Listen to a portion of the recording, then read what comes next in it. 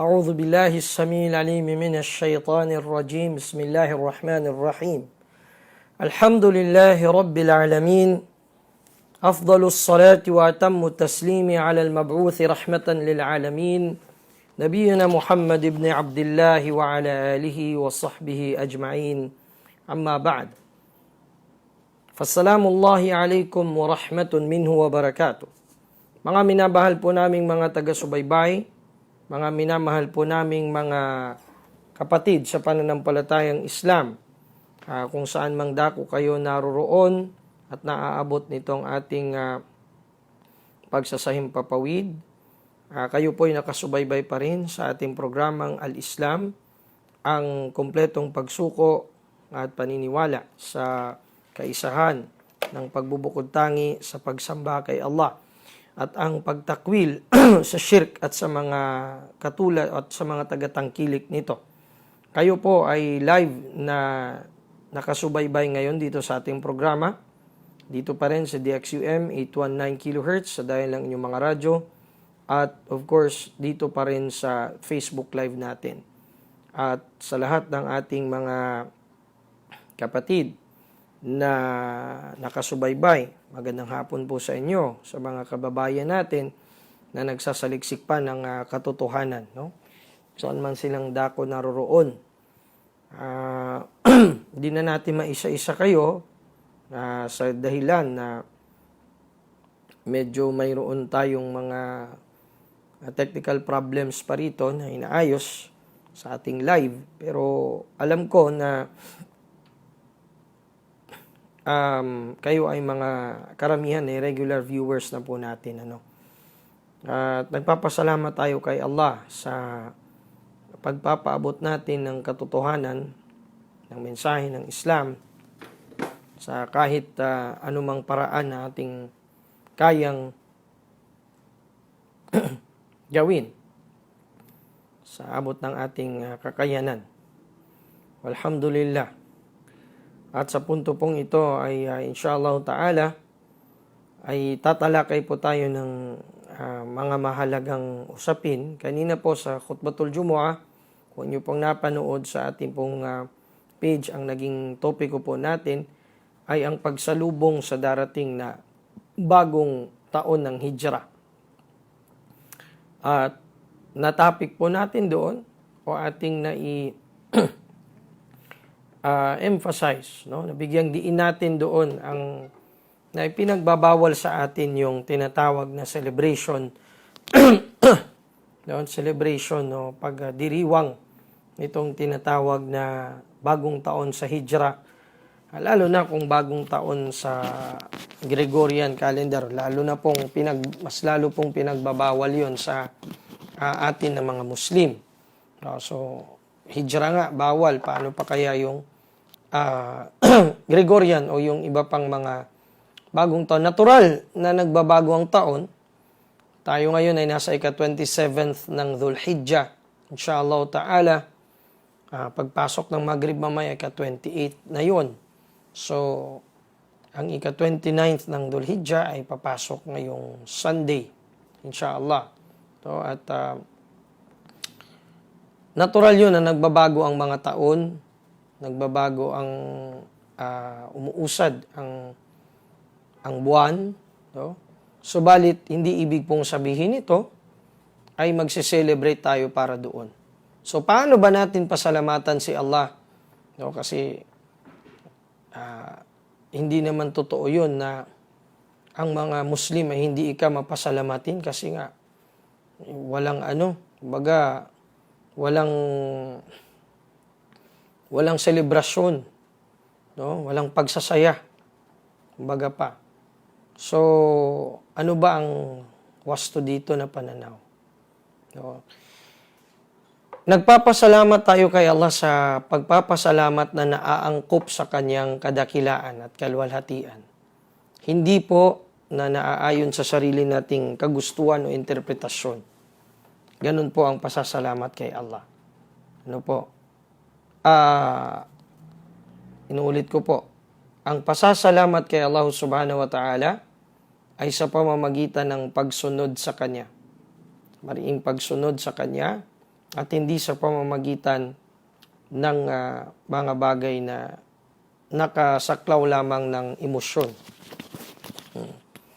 So, ganun po si Allah ganun po ang pasasalamat o pagpuri natin sa dakilang lumikha. So, kapag walang ebidensya at feel mo na, pakiramdam mo na yun na ang pasasalamat kay Allah sa pamamagitan ng selebrasyon o paghahanda ng mga pagkain o ano kaya. So, kapag wala sa pattern ng kitab at ng sunnah, kahit pagaano kasinsir ang niya mo doon, hindi pa rin to tanggap.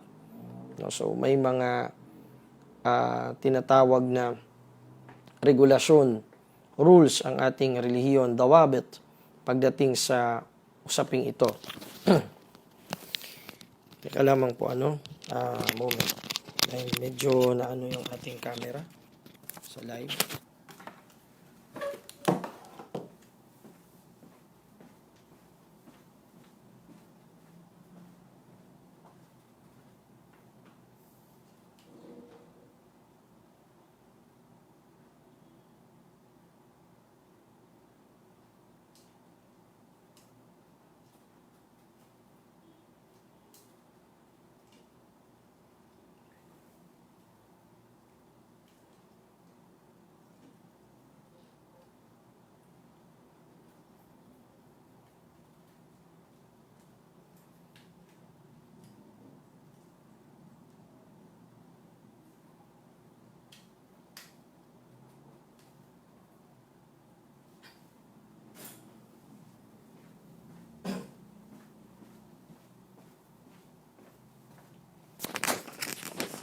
Ayan.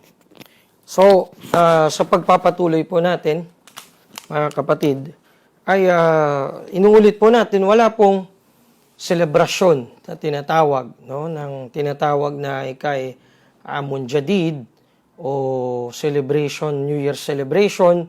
Lahat po ng yan ay bid'ah. Hindi po yan ang tamang pagsalubong sa bagong taon ng Hijra. Bagkos ang wasto po na pagsalubong, no, kung pinanood nyo ang khutbah, hinihikayat ko kayo, panoorin nyo mamaya ang khutbah, inshallah, nandyan lang din sa page, no? Kanina lang ating na-i-upload yon. Hindi nakaligtas yung, hindi na nakaya ng net natin kanina na i-live, kaya ang binabuti namin ng director na si Engineer Sabas na i-upload na lamang siya. So, na-record at na-upload. Alhamdulillah. So, ito po ngayon, no, mga minamahal po naming mga taga-subaybay. Ito pong nakagawian natin na selebrasyon ng Amun Jadid, magdadala-dala ng mga pagkain sa masjid. Ito po ay walang batayan. Ito po ay walang batayan. Gustuhin man natin na magsadaka sa araw na yan, ay wala pong ganong batayan sa ating relihiyon. Gusto man nating magsadaka, araw-arawin po natin ang pagbibigay ng sadaka.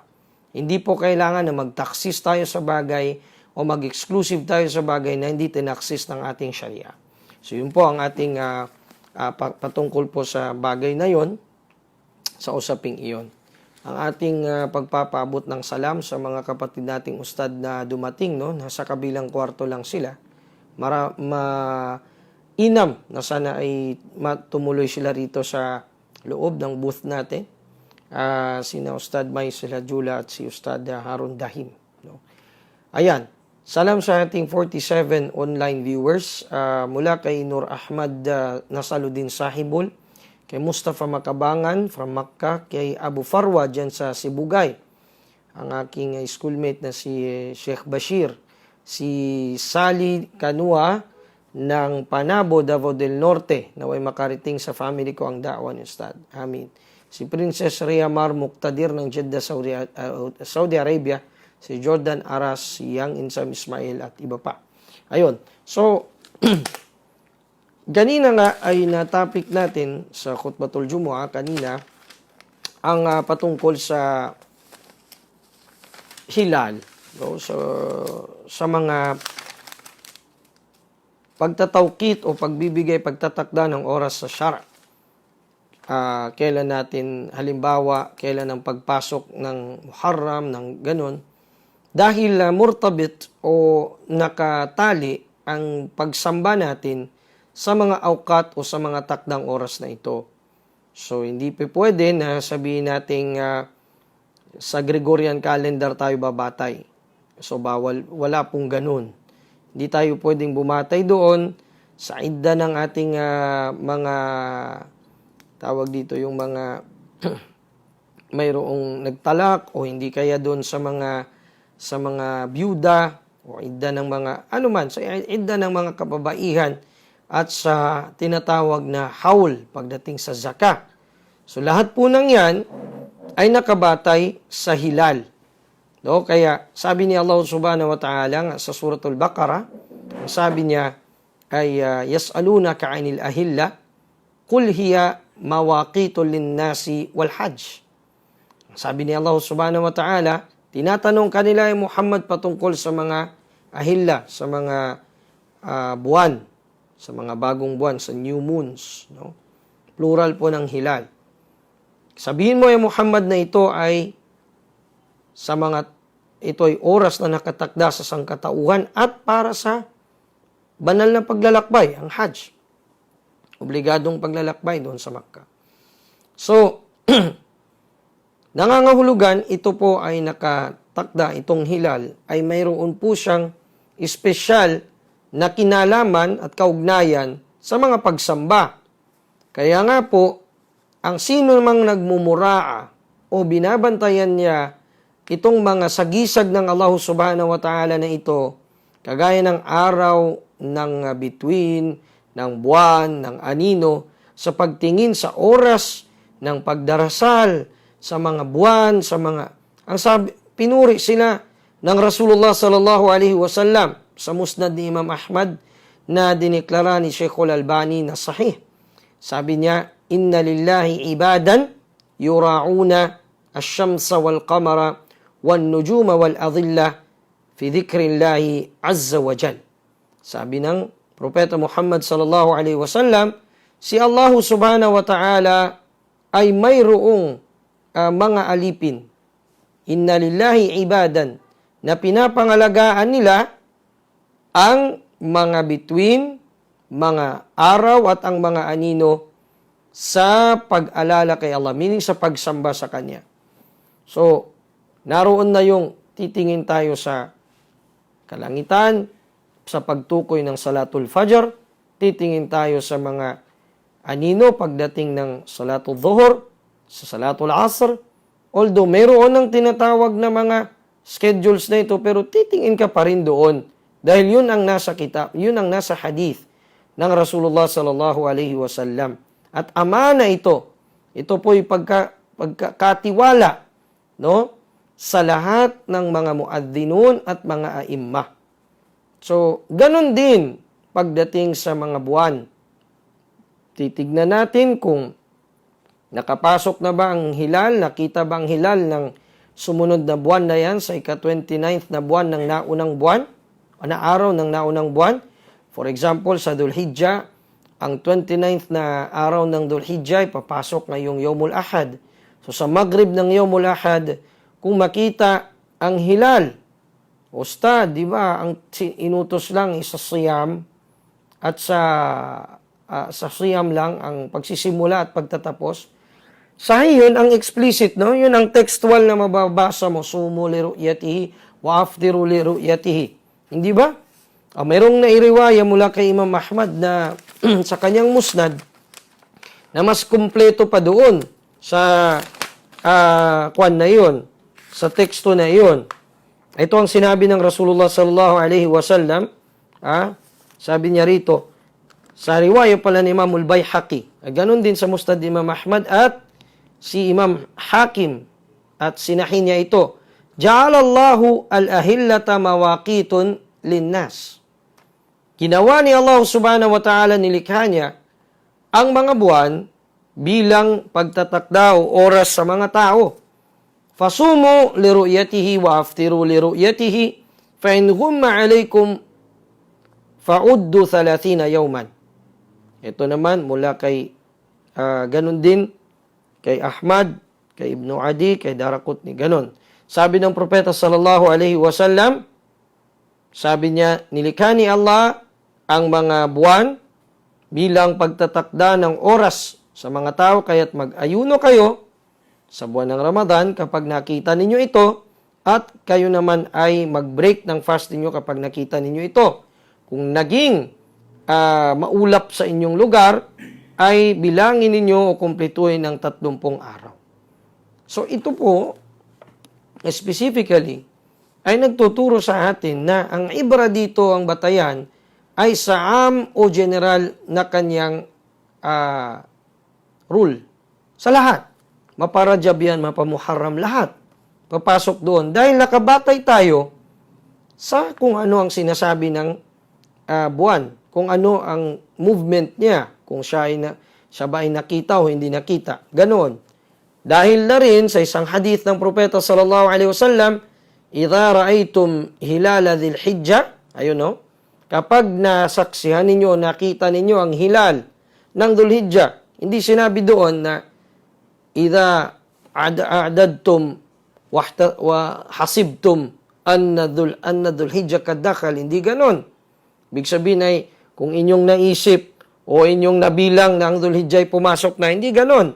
Bagkus ang sabi, idza ra'aytum, ibig sabihin may ru'ya, hilala dhil hijjah wa arada ahadukum an yudahhiya falayakhudh falyumsik, sa isang riwaya, falyumsik an sha'rihi wa adfarihi wa basharihi. Ibig sabihin, sabi ng Propeta sallallahu alaihi wasallam, kung sino man sa inyo ang mayroong anak, sino man sa inyo nakakita niya ang buwan, bagong buwan ng Dhul-Hijjah, no, sa 29th ng Dhul-Qa'dah, ay nakita niya ang bagong buwan ng Dhul-Hijjah, at nais niyang magkurban sa araw ng Eid o di kaya sa mga araw ng Tashriq, ay huwag siyang kukuha ng kahit anumang balahibo o kuko sa kanyang katawan. Ang shahid dito ay yung istidlal na idza ra'aytum hilala dhil hijjah. Ibig sabihin, nakabatay sa hilal. Hindi nakabatay sa kalendaryo lamang. Ganun po yun. So, papaano tayo halimbawa magdideklara na nakapasok na ang unang araw ng Muharram sa petsang ganito, hindi kaya ang Dhul-Hijjah, ng advance kung wala pa naman, wala pang moon sighting, wala pang taharri biru'yatil hilal. So, paano po yun? Napapangunahan natin kung ano ang utos o mandato ng Allah Ta'ala sa atin. At wala pong hihigit pa kaysa sa syara ng Allah Ta'ala, kahit sino pa na tao, kahit pa siya ay nag-aral sa loob ng Kaaba o saan siya nanggaling, ay hindi po pwede na yung shakhs na yon o personalidad na yon ang magiging batayan at tatalunin niya ang dalil. Kaya nga sa Muwatta ni Imam Malik, sinabi ng Propeta Muhammad sallallahu alaihi wasallam, sabi niya, "Taraktu fikum amrayni ma in tamassaktum bihima lan tadillu. Kitabullah wa sunnati." Itong dalawang bagay na ito, itong dalawang kalakaran na ito, two matters, sabi ng Propeta, na iniwan ko sa inyo na kung ito'y pangahawakan nyo, aaralin nyo ng tama, aaralin nyo hindi sa inyong sariling kagustuhan, kahit pa mabangga ang sarili nyong kagustuhan, basta't masunod lamang kung anong sinasabi sa kitab at sa sunnah, ay tatanggapin ninyo ang katotohanan. Kung ganyan ang inyong pagturan sa paghawak ninyo sa kitab at sa sunnah, ay hindi kayo kailanman maliligaw kung hawakan nyo ito, ang kitab ni Allah at ang sunnah ng Rasulullah sallallahu alaihi wasallam, ang pamamaraan niya. Higit pa sa kahit anuman, kahit pa ang tao ay natuto ng lumipad sa ere, halimbawa may mga gadgets na hindi imposible yan, na maaring magkaroon na ng traffic congestion sa kalangitan sa mga darating na mga henerasyon. Kahit pa ang isda ay kaya na nilang palakarin sa lupa o kaya na nilang ilagay sa tabing dagat na hindi na mamamatay doon, na meron silang pang-supply doon na scientific o high-tech na mga instruments, ay hindi magbabago ang Islam. Hindi magbabago kung papaano itong ibinaba ng Allah Subhanahu wa Ta'ala kay Propeta Muhammad sallallahu alaihi wasallam, ay ganun pa rin ang Islam. Hindi na siya mababago, hindi na siya pwedeng palitan ng kahit sino mang makamodernong pag-iisip o ng kahit sino mang personalidad. Kanya po, ang batayan pa rin natin, babalik tayo sa kitab at sa sunnah ng Rasulullah sallallahu alaihi wasallam. So, ito po ay mga mawakit, linnas wal hajj. Yan ang sabi ng Allah subhanahu wa ta'ala. Kaya po, doon natin makikita, doon natin malalaman ang mga tinakdang panahon para sa mga ibadat natin. Kagaya po niyan, sa Muharram po ay mayroon pong isang pag-aayuno dyan na kung saan nabanggit niya natin sa khutbah kanina, no, sa mga nakapanood, ay ang Propeta Muhammad sallallahu alaihi wasallam ay in-encourage niya ang pag-ayuno at naitala nga sa tafsir ni Imam Ibn Kathir sa Tafsirul Quranil Azim na ang unang-unang mandato o kautusan ng Allah subhanahu wa ta'ala sa pag-aayuno ay nangyari o naganap sa buwan o sa ika-10 araw ng Muharram, ang Ashura. Kaya nga, nung pumasok siya, wajad al-Yahud, nakita niya ang mga Hudyo sa Madina, yasumuna yawmahum, nag-aayuno silang lahat sa araw na yon. Nagtanong ang Rasul sallallahu alaihi wasallam, hada? Ano itong inyong pinag-aayunuhan? Sumagot ang mga Hudyo, hada yawmun najjallahu fihi bani Israel min yadi Fir'aun biyadi Musa alaihi salam.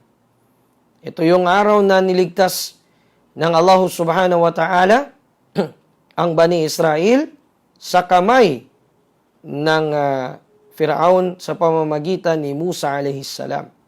Sumagot ang propeta sallallahu alaihi wasallam, nahnu ahaqqu bi Musa minkum.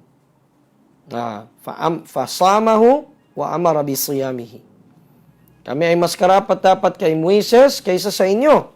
Ibig sabihin, pagdating sa pagsunod sa kanya, ay mas karapat dapat kaming sumunod sa kanyang sunna. So ito yung isa sa mga ebidensya din o palatandaan na mayroong mga bagay sa syar o batas ng mga nauna sa atin na hindi na mansukh o hindi na abrogate ang kanyang pagkautusan, ang amar niya o kautusan niya dito sa umma ng Propeta Muhammad sallallahu alaihi wasallam.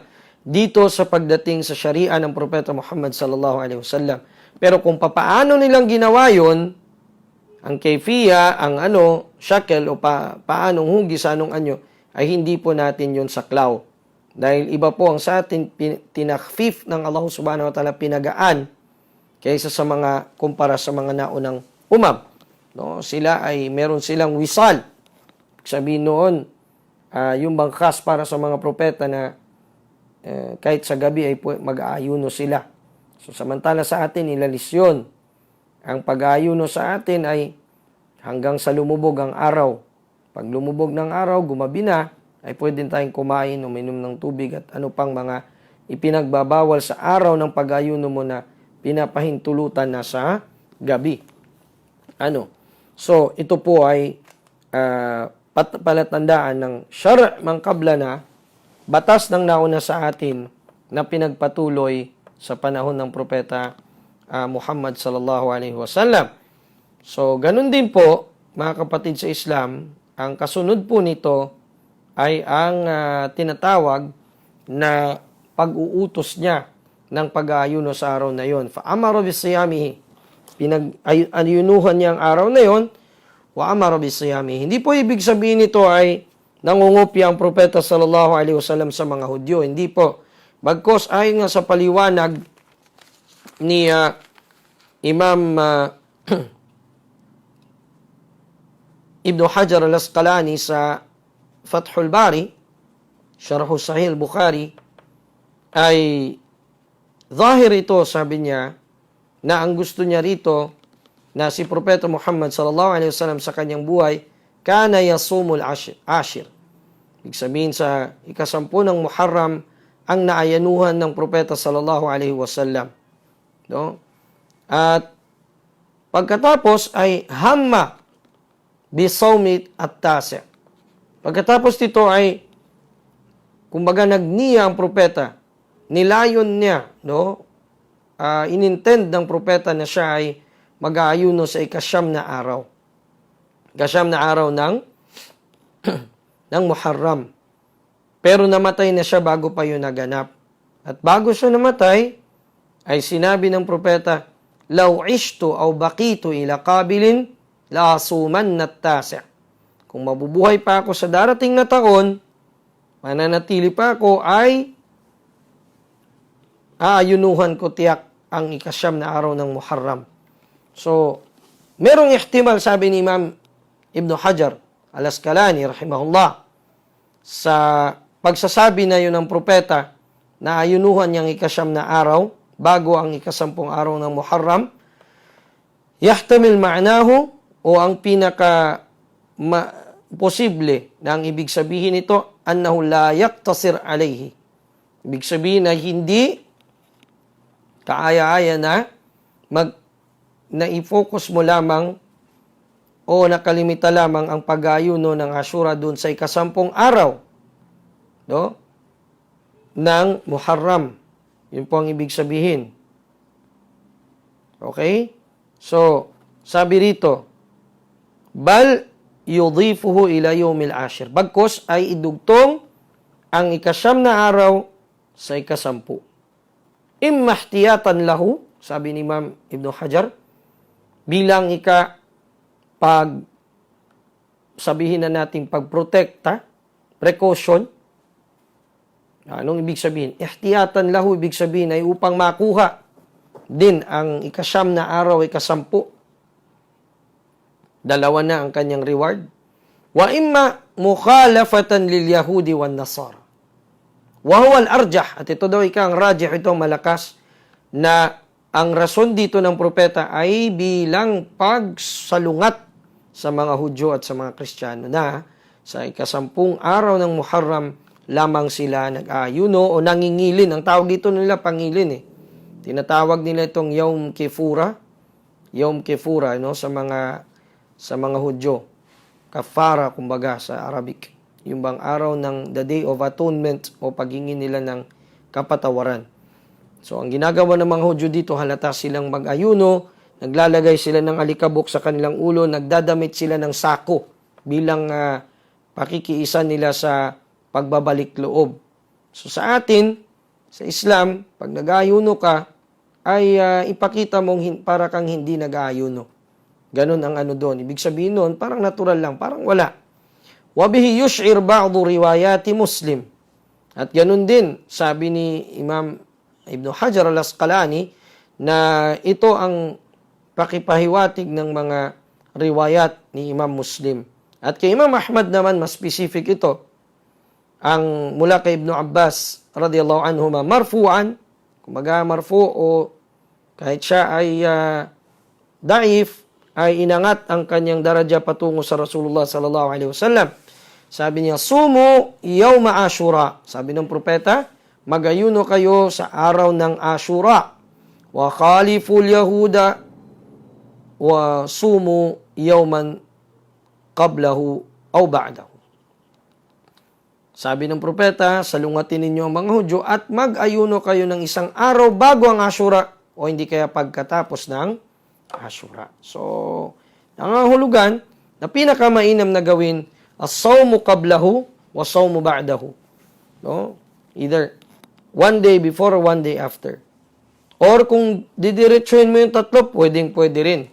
9, 10, 11. Maganda rin yun na gawin mo. Para makuha mo lahat, ihtiyatan lahu. So, nang sinabi ng propeta ito, lain bakitu ila qabilin la asuman na tasi'. Kung ako'y nabubuhay lamang, o ishtu ila qabil, mabubuhay pa sa isang taon, kaso namatay nga siya, ay mag-ayuno ako sa ikasyam. So, ito po ay matatawag nating hadith qawli o sunna qawliya ng propeta. Sinabi niya, wal mantuq muqaddamu ala al-mafhum. Ibig sabihin ay ang mantuq o yung talagang word for word, literal na sinabi, binigkas ng propeta sallallahu alaihi wasallam ay muqaddam ito o mas inuuna ito sa pagtingin sa hadith ng tinatawag na mafhum o mahihinuha o maunawaan sa kanyang ginawa. Dahil maaring mayroon siyang ginawa na khas pala yun sa kanyang sarili at hindi kasama ang kanyang umma doon. So mas nauna prioridad ang mantuk, yung kanyang binanggit talaga. وَهَذَا كَانَ فِي آخِرِ الْأَمْرِ. At sabi ni Imam Ibn Hajar sa pagpapatuloy, at yun ay sa huling panahon niya, bago siya mamatay. وَقَدْ كَانَ صلى الله عليه وسلم يُحِبُّ مُوَافَقَةَ أَهْلِ الْكِتَابِ. At gusto ng propeta sallallahu alaihi wasallam lagi noon, bago pa yung dumating na yung binawalan na siya o yaon bang malapit na ang kanyang kamatayan, gusto niya sa simula na magmuwafaka o tumama yung utos sa atin sa utos sa mga ahlul kitab. Fama lam yu'mar o fima lam yu'mar fihi bishay. Yung mga bagay na hindi naman pinagbabawal din sa ating sharia. Wala siyama idha kana fima yukhalifu fihi ahlul kitab. Lalo na kung sa mga bagay na yan na kanyang sinasalungat ang mga ahlul kitab. So dito na sa huling yugto ng kanyang buhay ay dumating na itong kanyang matinding kanyang pagsalungat sa mga people of the book o ang kanang kasulatan. So, ganun po kung halimbawa man ay masight ang new moon ng Muharram sa August 8 ng Maghrib dito sa Southeast Asia, ay magsisimula ang ating Muharram 1443 Hijri, inshallah, sa Monday. Pero kung hindi naman, ay ganun din ang ruling, kukumplituhin natin ang 30 days ng Dhul Hijjah at saka tayo magsisimula ng ating unang araw ng Muharram sa August 10. Inshallah. So, ganun po. Makinig lamang po tayo sa mga announcements ng mga muftun at announcements ng mga ulama natin na mayroon pong expertise sa ganito. Ano po mga kapatid sa Islam. Kaya nga, murtabit ang lahat ng mga ibadat natin, mayroong kaugnayan sa klaw ito ng mga ahilla, ng mga tinatawag na lunar year o lunar month. Doon ito nakatali. Pati sa pagsasaka mo, sa mga bagay na yan, ng mga usapin na yan. So, mga kapatid sa pananampalataya, napakahalaga nito kaya dapat na atin po itong tutukan ng maigi kung insakto ba ang ating ginagawa sa ating mga pagsamba. Dahil mayroong mga iba na nagdidepend sa takwim. Yung takwim, yung bilang. Bibilangin nila, ano ba yun? Subang patay. Ibig sabihin nun, ang araw ba ay, o ang buwan ba ay, ano na siya, pababa o ganun ang kanilang paningin. At binibilang nila yun sa sarili nilang kalendaryo. Samantala, ang dalawang sahabi na si Muadh ibn Jabal at si Tha'laba ibn Uthma, radiyallahu anhuma, lumapit sila sa Rasulullah sallallahu alaihi wasallam at sinabi nila, Ya Rasulullah, ma balul hilal yabdu wa yatla' daqiqan mithla al-khayt. Ya Rasulullah, ano ba itong new moon na minsan ay lumilitaw siya, minsan ay lumilitaw siya na parang pino, na para na siyang sinulid, ang nipis niya, thumma yazid hatta ya'dhum. At tapos ay nadadagdagan siya, lumalaki hanggang lumaki na siya, wayastawi, at mapapantay siya. Thumma la yazalu yanqus, pero nababawasan, wa yadukku hatta yauda ila kama kana, la yakunu ala halin wahid. Tapos babalik siya sa dati niyang itsura o anyo, kalalagyan, at sabi niya ay hindi siya sa isang sitwasyon o anyo lamang. So, ang sumagot nito ay si Allah subhanahu wa ta'ala mismo. Yas'alunaka 'anil ahilla. Si Allah subhanahu wa ta'ala nagsabing, tinatanong kanila Muhammad patungkol sa mga bagong buwan, sa mga hilal, qul hiya mawaqitul linnasi wal hajj. Sabihin mo na ito ay pawang mga pagtatakda ng oras lamang at para sa hajj. Bakit ito sinabi, in-emphasize ni Allah subhanahu wa ta'ala nung hikmah na bakit ganito ang sagot? Upang mawaglit sa isipan ng mga bagong Muslim sa time na yon ang paniniwala ng mga paganong Quraysh na itong moon na ito mayroong ibig sabihin kung mag-lunar eclipse o solar eclipse may mamamatay na isang kilalang tao o may katungkulan. So, yan po ay binibreak ng Islam. Break ng Islam ang ganyang paniniwala sapagkat yan po ay makakasira sa tawhid natin kay Allah Ta'ala. So, hanggat nagkiklaim ka na Muslim, ikaw ay dapat maging defender ng tawhid, tagapagtanggol ng tawhid ni Allah Subhanahu wa Ta'ala. Ano po? So, yan, mga kapatid, ay patunay ng pagpaniniwala natin sa kanyang kaisahan at pag-submit natin sa kung ano ang kanyang kautusan.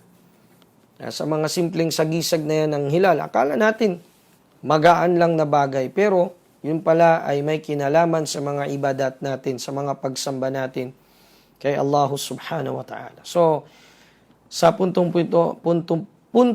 ito, mga kapatid, ay alas 5:20 na at ang ating viewers ay mashallah ang mga 57 viewers sa iba't ibang bahagi ng mundo, yung mga OFW at lahat. Hinihikayat natin ang bawat isa na iwanan na itong mga kanduli-kanduli ng Amun Jadid na ito. Wala talaga yung batayan sa kitab at sa sunnah. Kung nais mong magdua kay Allah Subhanahu wa Ta'ala, magdua ka na mag-isa na, Ya Allah, sa darating na ito na taon ng Hijri nawa ay mas lalo mo akong papalapitin sa iyo sa pamamagitan ng tauba at mapagtaubahan ko ano man ang mga kasalanan ko, mahingi ko ng tawad sa mga nasaktan ko, at kung ano man halimbawa ang sinamsam ko na kayamanang hindi sa akin ay bigyan mo ako ng lakas at tamang pag-iisip na masuli ko ito. Ganon dapat ang dua mo. Hindi na kukunan ka pa ng pandita, kailangan pa yung pandita magdua para sa inyo. Tapos yung inuulit-ulit niya na dua, kaya mo naman sa sarili mong ipagdua. Rabbana atina fid dunya hasana wa fil akhirati hasana wa qina adhaban nar. Ya Allah, ibigay mo sa amin ang pinakamainam sa mundong ito, pinakamainam sa kabilang buhay at iligtas mo kami sa impyerno. So ganun. At inuulit mo na yan, nauulit yan sa kada sala, kada sambahayang, 5 times a day. Humingi tayo ng pagpapakupkop kay Allah laban sa kasama ng ating mga sarili sa mga tukso ng Masihud Dajjal, tukso at pagsubok sa libingan. Ganon. Hinihingi natin lahat kay Allah yan 5 times a day. So ano pang kailangan na mag-special kanduli para sa Amun Jadid at titipunin ng mga relatives tapos ganyan. Maghihirap ka na walang napuntahan ang papupuntahan ng paghihirap mo. Yan ang sinabi ni Allah Subhanahu wa Ta'ala, Qul hal nunabbi'ukum bil akhsarina a'mala. Ya Muhammad sallallahu alaihi wasallam, sabihin mo sa kanila, nais nyo bang ipabatid ko sa inyo ang pinakalugi sa lahat na pinaka-failure, pinakabagsak sa lahat ng mga gawa. Alladhina dhalla sa'yuhum fil hayatid dunya. Yung mga taong naligaw ang kanilang mga paghihirap sa mundong ito, sa buhay sa mundong ito. Wa yahsabuna annahum yuhsinuna sun'a. At ang pag-aakala, sa pag-aakala nila na sila'y pinag-inam nila ang kanilang paghihirap, meron silang nagawa. Wal-iyadu billah. Yung pala hindi tinanggap lahat ng Allah Ta'ala. So, alam natin yun. Mahilig tayo mga muro, kanduli dito, kanduli doon. Pero walang masama sa pagpapakain, lalo na sa mga mahihirap na hindi nila kayang kumain ng masasarap na pagkain araw-araw. Pinaka-the best yun na imbitahin sila. At pinaka-masama naman, ayon sa hadith na iniulat kay Imam al-Bukhari, ay ang pag-imbita sa piging o sa salo-salo sa mga mayayaman at naiiwan ang mga mahirap o hindi sila nakakasali. Syarrul walimati, walimatun yud'a ilayha al-aghniya wa yutraku fiha al-fuqara. Sabi ng Rasulullah sallallahu alaihi wasallam, ang pinakamasama na uri ng pagpapakain, ng pagsasalo-salo, ay yaong iimbitahin o iniimbita ang mga mayayaman na at iniiwan ang mga dukha. Subhanallah. Kaya hindi tayo nauusad dahil nawawala sa atin ang tunay na sinasabi nga ng mga kapatid nating tablighi, baraka. Kung inawain lang natin talaga, hindi yan aral nila. Ito ay aral ng Quran at ng Hadith. Nawawala ang baraka ng ating ginagawa dahil sa pagsuway natin sa pamamaraan ng Rasulullah sallallahu alaihi wasallam. Ang pinag-inam ng propetang magpakain ka ng mga mahihirap. Yung mga hindi nila kayang ma-afford yung kinakain mo sa piyesta na sa pagdiriwang na yan, piyesta ng Idul Adha, piyesta ng Idul Fitr halimbawa, o hindi kaya ay sa walima ng yung kasal o kasal ng kapatid mo o ng so pinaka the best na imbitahin yung mga fukara, yung mga dukha, pakainin sila. Ngayon na pandemya, bawal yung gathering na malalakihan. So kung mainam na gawin mo, mag-distribute ka doon ng mga food pack sa kanila, pagkain sa kanilang mga bahay-bahay. At ikakatuwa nila yon. So panahon nito na dapat nating i-take na opportunity bilang pag-ano natin sa ating mga kapatiran. No? Imbis na mag-isip ka dyan na pabunggang kanduli luto-luto sa bahay at iimbita ka ng mga imam at kwan, why not gawin mo sa araw na yon, magpamuhadara ka sa bahay mo para masupil itong mga bid'a, masawata itong bid'a na mga ginagawa ng mga tao. Magkakaroon ng alim doon magsasalita, mayroong question and answer portion, may interaction para maging malinaw sa mga tao. O hindi kaya, ay paramihin mo ang istighfar mo kay Allah subhanahu wa ta'ala. Basta't wala tayong tinatawag na celebration of Hijri calendar year o pagbabagong taon sa Hijri. At ganun din sa, lalo na sa Gregorian calendar, no? At ipakilala mo sa mga anak mo, ito ang syahar ng Muharram, ito ang syahar ng Safar, Rabiul Awwal, Rabiul Thani, Jumada al-Ula, Jumada Thani, Rajab, Sha'ban, Shawwal, Dhul Qa'da, Dhul Hijjah.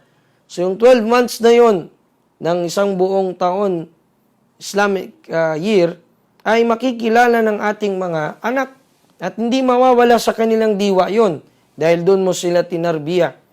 Kahit pa doon lang sa mga terms na lamang na yon ay matarbiya sila. Di ba ganun kapatid na nanonood ngayon? Hindi minabuti muna natin na hindi basahin ang mga tanong. Bigyan natin ng oras ito sa darating by next week inshallah upang maging mas okay yung mga pagbabasa natin sa mga katanong. Minsan kasi sa dami na ng tanong, minsan nakakaligtaan ko na kung nasagot na ba namin sa inbox yung iba o hindi pa. Kasi pati sa inbox ng Ilmo Productions ay mayroon din. No, ano din yung mga katanungan. Ala kulli hal mga kapatid sa pananampalataya, balik tayo sa ating topiko. Ang sabi ni Allah, walaysal birra bi an ta'tul buyuta min dhuhuriha. So nabanggit natin sa khutbah ang kaugalian ng mga Ansar magkatapos nilang mag-Hajj nung panahon sila ay polytheist pa, mushrikun. Pag uwi ng bahay, sa likod sila na pinto dadaan. Kasi para sa kanila yun daw ay bir, yun daw ay kabutihan. Para din itong pagsasabi sa atin na yung mga gumagawa ng bid'ah, ang pananaw nila sa mga pamahiin nila at mga kasalan, kaugalian, tradisyon o kultura ng kanilang mga ninuno, yun ay bir, yun ay kabutihan, yun ay righteousness. So hindi po, kinalulungkot nating sabihin, ang kategorya po ng tinatawag na bir o yung righteousness, ang sabi ni Allah, walakinnal birra manittaqa. Tignan nyo po, ang bir na tinatawag o bir sa Arabic, hindi yung bir na English na kakalasing. Bir, ba at ra na musyadda, ibig sabihin po noon ay yaong kasakdalan o kabutihan. Yung pagiging matuwid. Ang pagiging matuwid ay sa kung sino man ang sumusunod sa utos ni Allah at umiiwas sa kanyang pinagbabawal. Hubban, wa khawfan, wa raja'an li thawabihi. Na mayroong pagmamahal, pagkatakot sa kanyang pagmamahal sa inutos ni Allah at pagkatakot sa kanyang pinagbabawal, sa kanyang na mabangga ang kanyang pinagbabawal at mapuot si Allah subhanahu wa ta'ala, magalit, at yung raja o yung pag-asa mo sa mga thawab ni Allah subhanahu wa ta'ala sa iyo. Hindi kagaya ng paniniwala ng mga mutasawwif na basta gumawa ka na wag mo nang isipin ang reward na kaloob ni Allah. Halimbawa, mag-jihad ka na at wag mong isipin ang hurul in. O ikaw ay magsala na at wag mo nang isipin yung kastilong gagawin sa iyo dahil sa iyong gagawa ng rawatib. No? So ito po ay hindi pwede sa atin. Ito po ay pananaw ng mga Sufi. Pananaw ng mga mutasawwifa na hindi na daw isipin ang reward si Allah. Ang pag-iisip at pag-aasa sa reward ni Allah Ta'ala, ito po ay kabilang sa mga sangkap na tinatawag na arkan o mga pillars upang maging katanggap-tanggap ang ibada natin o maging matibay ang ibada natin kay Allah Subhanahu wa Ta'ala. So, ang kasakdalan o kabutihan ay para sa mga tunay na may takot kay Allah. Wa'tul buyuta min abwabiha. Kaya't pasukin ninyo mga kabahayan. Pumasok kayo sa mga kabahayan ninyo sa inyo mismong pinto. Nangangahulugan ito, pagpasok sa tamang pinto, ay kung ikaw ay nais mong maging tagapagpahayag ng Islam, pumasok ka sa wastong pinto. Pumasok ka sa pinto ng ilm, ng kaalaman. At huwag kang makialam o pumasok o mangimasok sa wala kang kaalaman.